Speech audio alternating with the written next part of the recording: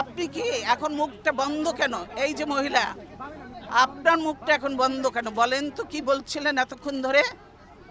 মুখটা বন্ধ কেন এখন? দেশ কোথায়? গোপালী? গোপালগঞ্জ জেলার নামই বদলে যাবে, বুঝছেন? গোপালগঞ্জ আর থাকবে না।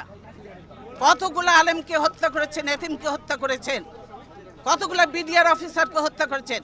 সেদিন কি কোথায় ছিল হাসিনা? সেদিন হাসিনা কোথায় ছিল?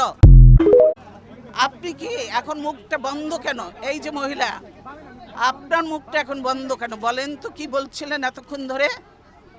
মুখটা বন্ধ কেন এখন? দেশ কোথায়? গোপালী?